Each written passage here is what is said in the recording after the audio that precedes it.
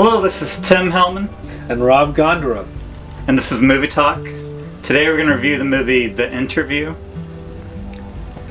The Interview is probably the most talked about and controversial movie of the year, or any year. And it's a sociopolitical action comedy flick starring Seth Rogen and James Franco as journalists attempting to assassinate the North Korean dictator Kim Jong-un. It was directed by Rogen and his longtime writing partner Evan Goldberg. They also directed This Is the End together and co-wrote it, as well as Pineapple Express, Superbad, and The Green Hornet. It was written by Rogen, Goldberg, and Dan Sterling, a TV writer most well known for The Daily Show. Co-stars Randall Park, Diana Bang, and Lizzie Kaplan.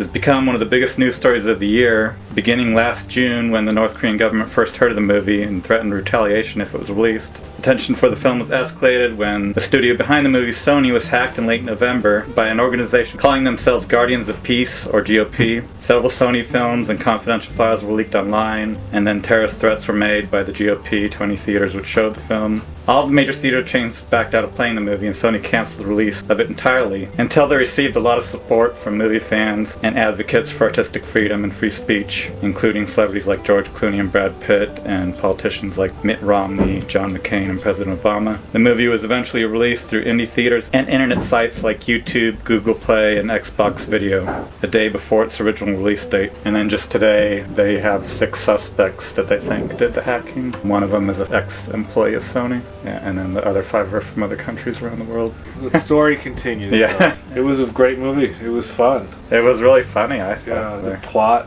really kind of started one place and took you someplace else. It hit on all cylinders. It didn't have a weak moment. It moved the whole time. The character development was pretty strong. There were some bad jokes, but because the pacing was so fast, it didn't matter. The twist at the end was really what the interview's really all about, which was probably the best part of the movie as far as the plot goes. Yeah. And ended up making $15 million in online sales and rentals, but it was pirated just as much. And then it made $3 million in indie theaters in the first 4 days.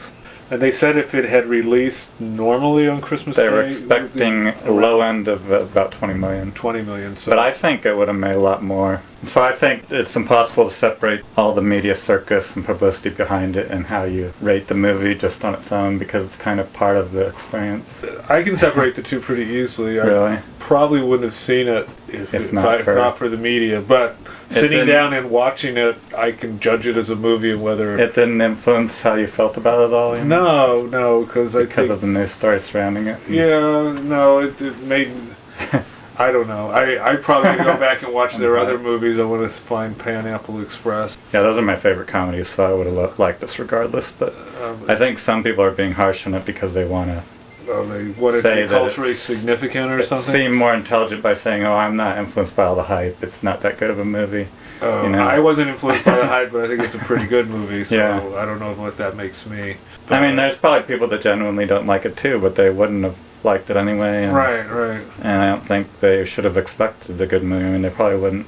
Don't like that style of comedy. It's much better than the likes of like Dumb and Dumber style movies. Oh, way better. Rogen is one of my favorite writers and directors now and actors. Yeah. In comedy, at least. So what rating would you give it?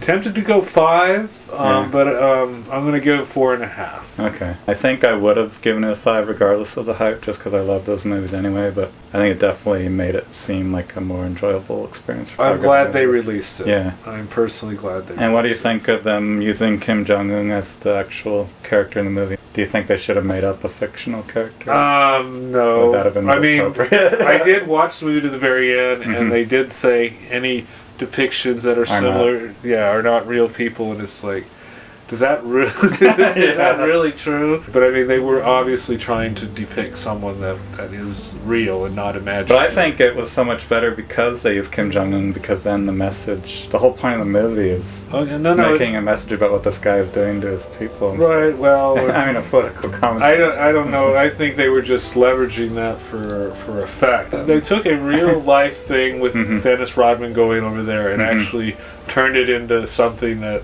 we can put our minds around. I doubt that Sony was behind the hacking or the threats at all. No, because their company lost a whole lot. I know, all the leaked files, and then they're not going to make as much money. For a movie that isn't even on the movie itself, they're going to lose money right. on profits, I think.